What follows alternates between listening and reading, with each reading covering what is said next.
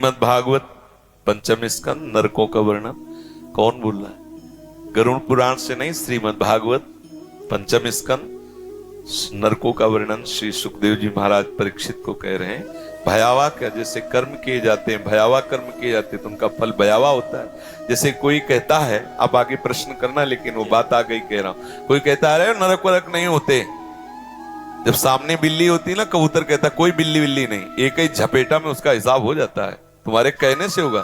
अरे बोले कोई पुलिस वुलिस नहीं, करो मन माने, जब पकड़ जाते हैं ना, तो जैसे यहाँ नरकों का वर्णन है ना, ऐसे वहां वर्णन है। हम एक मिले थे गंगा किनारे, तो बड़े लंज पुंज, तब वो बता रहे थे कि किसी गैंग में थे, पकड़ गए, अंगुलियां सब चकनाचूर थी। वो बता रहे थे यहाँ लोहे की कीलें गाड़ी जाती, बर्फ की सिल्ली में लिटा के, और जैसे कपड़ा कूटा जाता है ऐसे कूटा जाता है, टट्टी पेशाब सब उसी कमरे में छूट रही है, सड़ रहे हैं, मक्खियां मच्छर सब काट रहे हैं। अरे बोले सब झूठी बात, तो करके देख लो।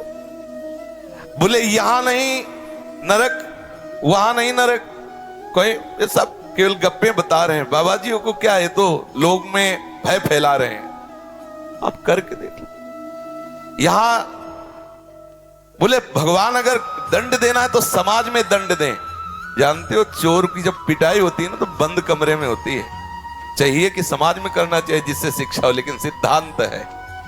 आप देखो किसी मुजरिम को ले जाते हैं तो कैसे पीटते हैं, सब बंद करके एकांत में भी कस के धुलाई करते, एक एक बात पूछ लेते। ऐसे ही जिससे जैसे हम तिहाड़ जेल नहीं, ऐसे नरक है। ऐसा मान लो कि तिहाड़ जेल एक भारत की जेल है और नरक एक अनंत ब्रह्मांडों की जेल है।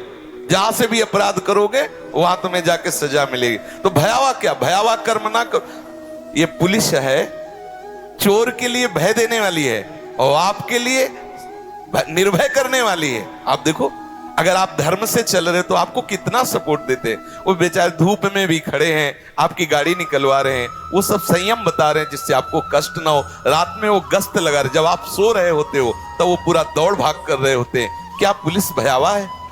पुलिस सुख देने, लेकिन भयावह किनके? जो रात में सेंध करने वाले हैं, वो हारन सुन के ही मोहल्ला छोड़ देंगे, उनको भय लगेगा। भयावह उनके लिए नरक है जो भगवान के सिद्धांत के विरुद्ध आचरण करते हैं। नहीं, नरक और भय ये भक्त की नजर में है नहीं। वो तो मांग कर रहे हैं, कह रहे हैं यत्र यत्र मम जन्म कर्म भी नारके परमे पदे थवा। भक्त तो मांग कर रहा है कि चाहे नरक भेज दो चाहे परम पद भेज दो, मुझे कोई परवाह नहीं, क्योंकि आप हमारे हृदय में हैं। बस खास बात है, आपका चिंतन हो रहा, आपका सुमिरन हो रहा, आपके अपनेपन में, चाहे नरक भेजो चाहे जहां।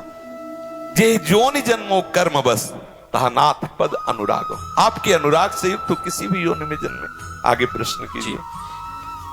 भयावह विवरण किया गया है। पाप कर्मों का पहले भी प्रभु जी ऐसा सुना गया है। प्रश्न ये है कि वो दंड बहुत ज्यादा हैं और फिर जन्म लेने के बाद जो हम भूल जाते हैं और फिर वही विकार घेर लेते हैं। 5 मिनट का बलात्कार, 5 मिनट का, पूरे जीवन की जेल, और इतने से ही मुक्ति नहीं हो गई, इसके बाद भी कुछ होता है। इसीलिए डरो, भयभीत हो और धर्म से चलो।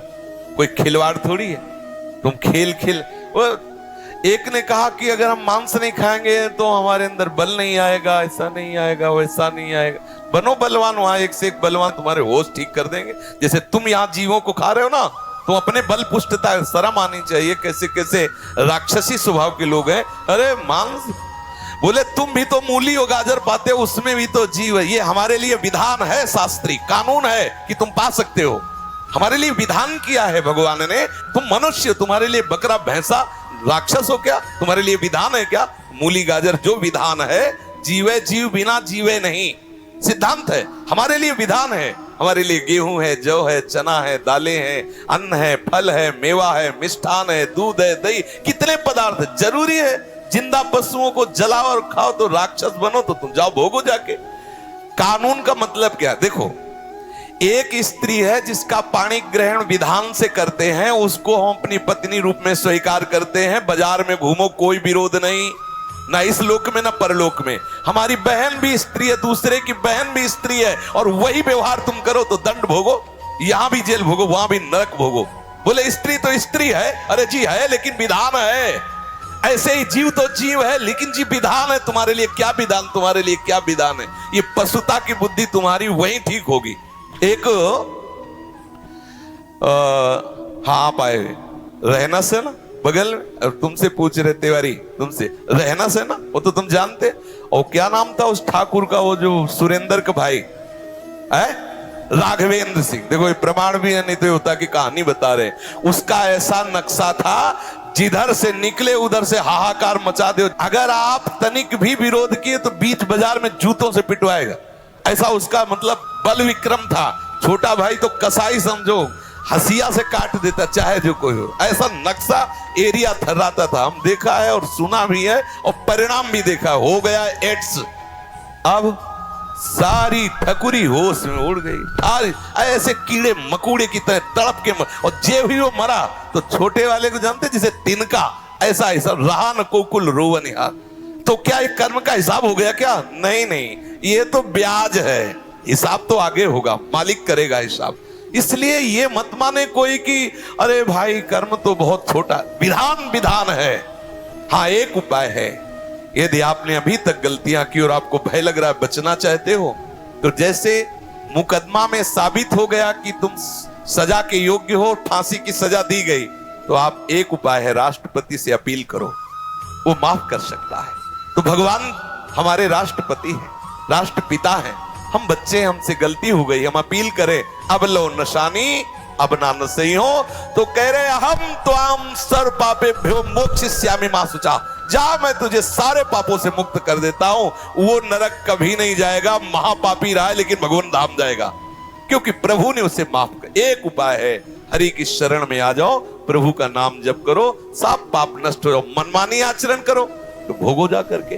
अब आप कहते हो इतने का इतना दंड, तो ये तो विधान है, डरो इस विधान से। अब कलयुग का प्रभाव बढ़ता जा रहा है, बोलेगा शास्त्र वास्त्र कुछ तुम्हारे कहने से होगा।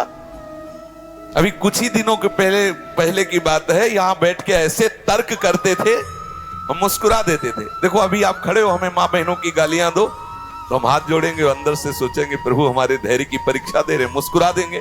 और आपको लगेगा मैं बाबा को दबा के चला गया। दुखिया को न सताइए, दुखिया देगा रोए, और जिस दिन दुखिया के मुखिया सुने तो तेरी गति क्या हो।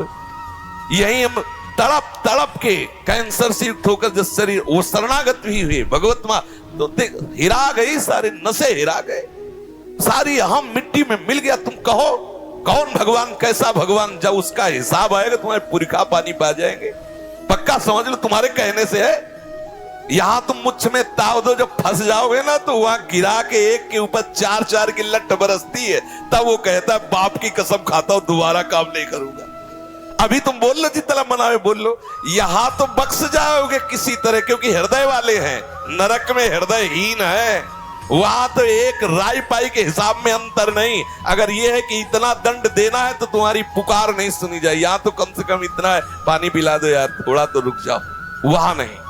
इसलिए डरो इस बात से, राय पाई के हिसाब में अंतर नहीं। अगर यह है कि इतना दंड देना है तो तुम्हारी पुकार नहीं सुनी जाए, यहां तो कम से कम इतना है, पानी पिला दो यार, थोड़ा तो रुक जाओ, वहां नहीं।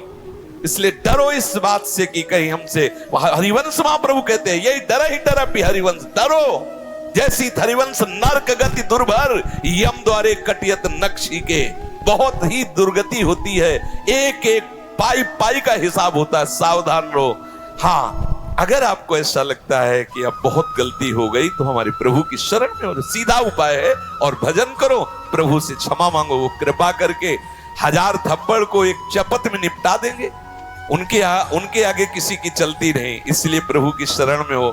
रत्नाकर जैसे डाकू को ब्रह्म ऋषि वाल्मीकि बना दिया, बिल्वमंगल वैश्यागामी को बिल्वमंगलाचार्य बना दिया, अजामिल जैसे वैश्यागामी पापाचारी को भागवत में उनका यश गाया गया। इसलिए हम प्रभु के नाम रूप लीला धाम पर विश्वास करें और भजन करें। नरक का भय हमारे लिए पक्का है यदि भजन नहीं किया, भगवान का चिंतन नहीं किया। कहने से कुछ नहीं होता कि ये जी क्या होता है,